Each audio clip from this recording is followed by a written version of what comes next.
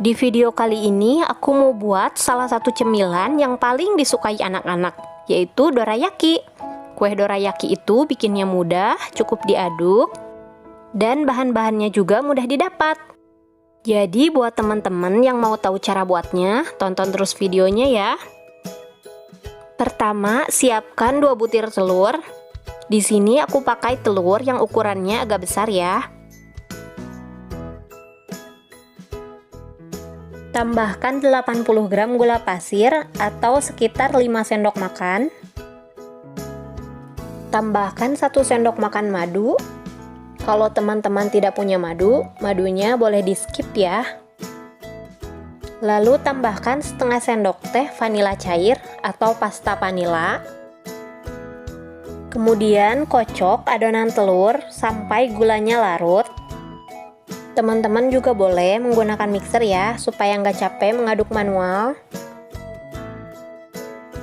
Kalau udah larut seperti ini, lalu tambahkan terigu sebanyak 130 gram atau sekitar 8 sendok makan. Di sini aku pakai terigu protein sedang.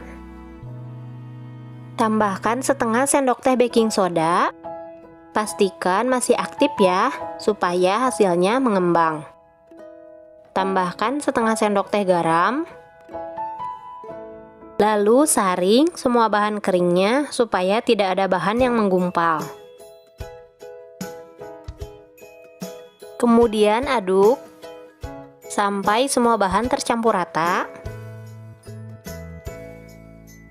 Adonannya kental dan agak berat ya. Terus diaduk sampai tercampur rata.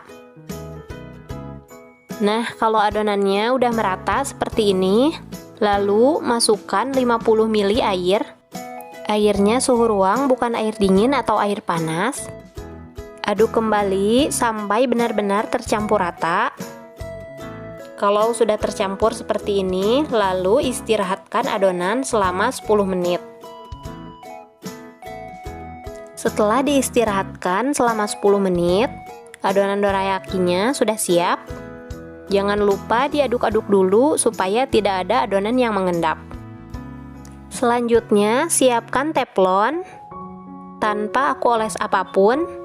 Lalu nyalakan kompor menggunakan api kecil aja supaya nggak mudah gosong.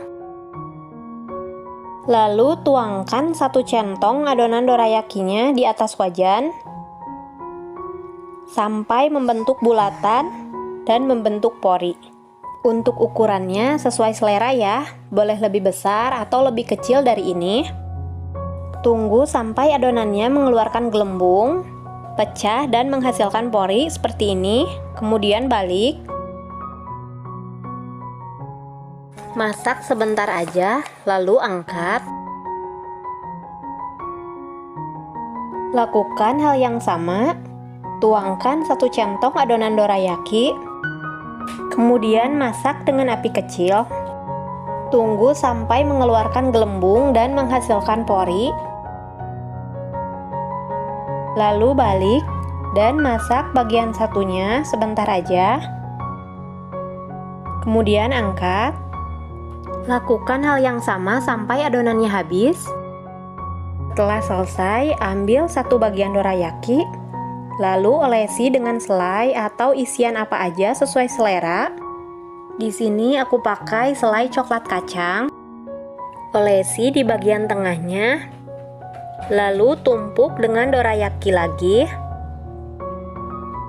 Supaya lebih rapi, pinggirannya ditekan-tekan seperti ini.